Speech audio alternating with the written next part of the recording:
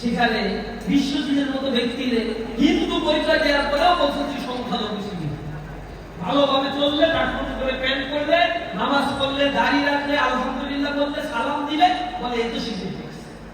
কোন একটা জায়গায় চাকরি করতে গেলে সুদ খাবে না, বলে এটা শিবির। জেনা করবে না, বলে একটা শিবির। আলহামদুলিল্লাহ সকল ভালো প্রান্তিকের সাথে ইসলামী ছাত্র শিবির জড়িয়ে গেছে। যত ভালো তার সাথে ইসলামী ছাত্র শিবির। এটা আমাদের একটা ব্র্যান্ড ইমেজ তৈরি করেছে। মানুষের কাছ থেকে আমাদেরকে দূরে সরতে চাইছে, দূরে সরাইতে চাইছে। মানুষ আরো বেশি আমাদের কাছে আসছে, পণ্যভাবে তো আসছে।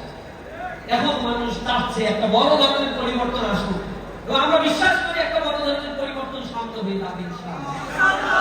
পরিবর্তনের জন্য প্রস্তুত আছে তো? সিলেটে কতগুলো আসন আছে? 19টা আসন সিলেট মহানগরীতে। সিলেট জেলায় এই 6টা আসনের কয়টায় জিতবে? 6টাই জিততে পারবে। তাহলে এখন তো ঘুমায় থাকলে লাভ নাই।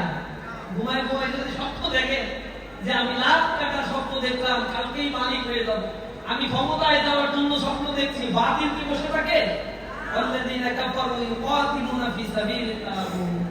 যারা কাফের, তারা তাওহীদের রাস্তায় প্রাণান্তকর চেষ্টা করে, তারা বসে থাকে।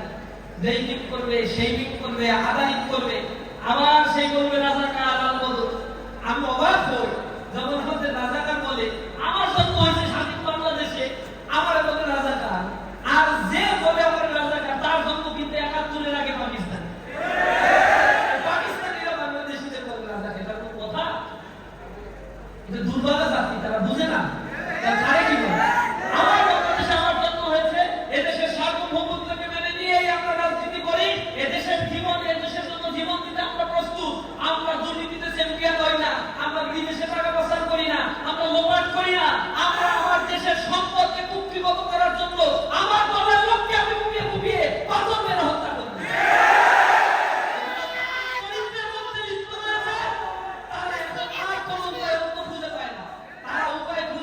আমাদেরকে এখন মানুষ থেকে বিচ্ছিন্ন করার জন্য বলে আমরা নাকি রাজাকার।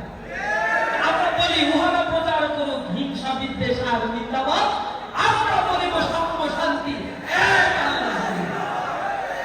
কেউ আমাদের মারতে আসলে আমরা তাকে ফুল ছুঁড়ে দেব, ফুল ছুঁড়ে দেব।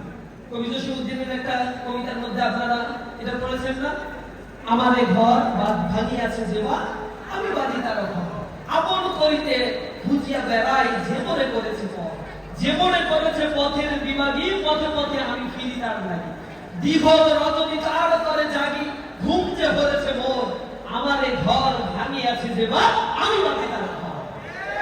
যে আমাকে মারতে চাইলে আমি তাকে পিঠ পেতে দেবো, ভাই মার। ঠাকুর একটা যেতে চাইলে আলহামদুলিল্লাহ ঠাকুর দিয়েছে, তোমার রাত কমছে। আমরা পাল্টা রিয়াকশন দেখাবো না, মানুষ রিয়াকশন পছন্দ করে। আর যারা আমাদের মারতে আসবে, কয়টা মারবে? একটা বাইরে দিয়ে চলে যাবে, ফুল ধরাই দিবেন, পরের দিন তারা মিষ্টি নিয়ে যাবে। তো ভাই তুমি আমার বাইরে অনেক উপকার করছো, আলহামদুলিল্লাহ আমার গুনাহ তো কমছে। দিন ইসলামের জন্য এই মাইটা খাইছে। মনে রাখবে, মানুষকে কাছে যান, মানুষকে বোঝানোর চেষ্টা করে। শক্তি বক্তা দিয়ে কোনোদিন পরিবর্তন হয় না। রাসূল করিম সাল্লাল্লাহু আলাইহি ওয়াসাল্লাম মক্কায় মানুষের ভালোবাসা অর্জন করেছিলেন।